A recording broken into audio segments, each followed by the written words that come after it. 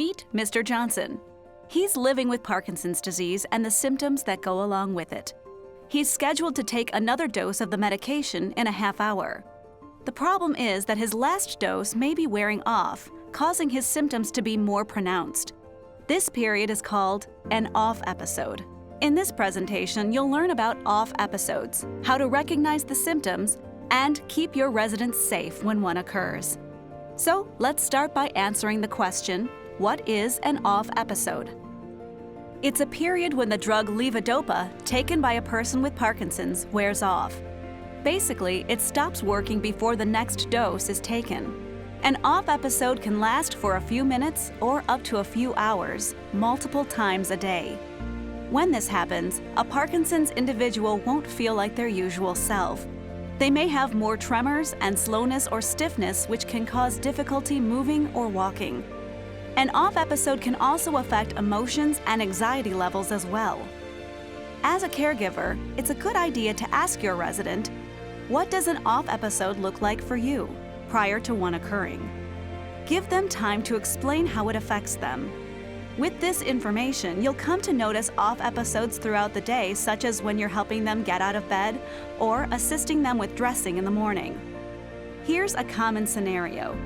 In your effort to complete all of your morning responsibilities, you enter Mr. Johnson's room and tell him to wake up. It's time to get out of bed, but he just makes some sounds and doesn't move. All right, you're not going to work with me today? As your frustration level increases, so does the tone of your voice. Understandably, you know this is going to put you behind with all of your other residents. Unfortunately, you may not be aware that Mr. Johnson is in an off episode due to the wearing off of his last dose of levodopa. Combine that with Mr. Johnson feeling anxiety about being rushed, he may experience a freeze even while lying in bed. Here's a solution when faced with this type of situation. Don't walk into a resident's room first thing in the morning and say, "Let's get out of bed." Good morning, Mr. Johnson. Gonna be a great day. Wake him up first and say, "I'm going to be back in an hour," and get you out of bed. By doing this, you're preparing him for what will come next. Then, take care of others who don't need the prep. Parkinson's residents need more time to do the things you're asking of them. They're not being difficult or non-compliant. Due to their disease, it just takes them longer to do things, and they need time for the medication to start working. A common occurrence during an off episode is known as gait freeze, or the feeling of being stuck in place when attempting to walk. It can happen suddenly. Literally, in an instant, a person's feet will not move forward despite the intention in their mind to walk. These episodes can be frustrating, annoying, and perhaps embarrassing, and can become incredibly disabling and lead to injury. Keeping your residents safe is the primary job of a caregiver. That said, it doesn't mean your residents should stay in a wheelchair all day. The phrase, "use it or lose it," applies to Parkinson's residents. You can always consult a physical therapist on how to handle gait freezes in order to keep your Parkinson's residents safe while doing some much-needed walking. When a Parkinson's resident first starts walking, makes a turn around a corner, or has to navigate near obstacles such as chairs or tables, any of these situations can cause a person to get stuck. So what do you do when it happens? Remind them not to fight the freeze by trying harder to step forward. Ask them to settle back down onto their entire foot. Start shifting their weight from side to side. Then suggest they walk forward. Here are some other techniques to help them in that moment. Shift their attention from moving their legs to raising an arm or touching their head, and then resume walking forward. Visualize an object on the ground in front of them and try to step over it. March in place a few times and then step forward. Take a breath, stand tall, and start again, focusing on making that first step a big step. Remember, don't count on a solution that worked yesterday to work today. Also, tell the resident's neurologist and physical therapist that it's happening so they can provide information on how to get unstuck and better manage freezing of gait episodes.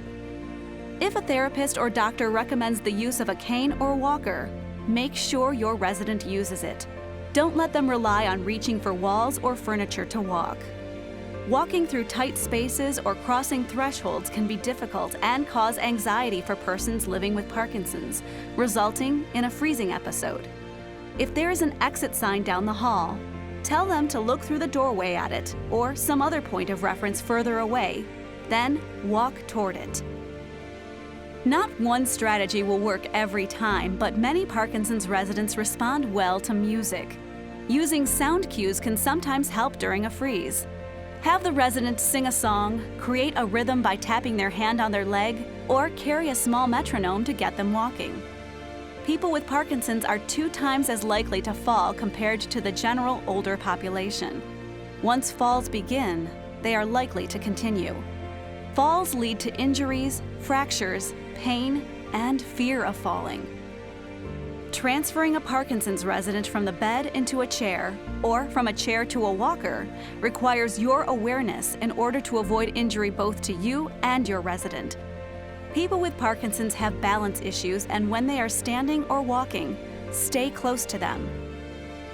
If Mr. Johnson is sitting in a chair but wants to stand up, coach him through the process. Tell him to scooch to the front of the seat. If he is having difficulty scooting forward, you can assist him with cueing his hips forward with your hand. Many times, less verbal instruction is better as it limits confusion and frustration. Then, direct him to put his feet on the floor a comfortable distance apart. It is very important to make sure to get his weight over the ball of his foot, making it easier for him and you as well. If he uses a walker, it should be right in front of him. If needed, place a hand on his back, applying slight pressure forward versus up. This is critical in helping to achieve a stand. The classic nose over toes is a good verbal cue to assist in shifting his weight forward. Have him push off from the seat or the armrests of the chair, not the walker. Encourage him to stand slowly to avoid something called orthostatic hypotension, a form of low blood pressure. Remind him to stand tall and take his time. Ask Mr. Johnson if he feels okay before he takes that first step. Also, have your Parkinson's resident drink 8 ounces of water within 15 minutes of taking medicine to avoid dehydration. Encourage them to continue drinking water throughout the day. Dehydration makes Parkinson's symptoms such as dizziness, confusion, and coordination worse. Off episodes are stressful for residents. There are multiple strategies available to reduce their anxiety. Visualization is a powerful technique used by athletes to improve performance. It can work just as well for people with Parkinson's. Have them picture an event that causes anxiety, such as walking through a doorway. Then ask them to think of that again, but this time, see themselves walking through that threshold. Navigating through off episodes can be challenging, but with these techniques and the help of doctors and therapists, focus on providing the best possible care in order to keep your Parkinson's residents safe.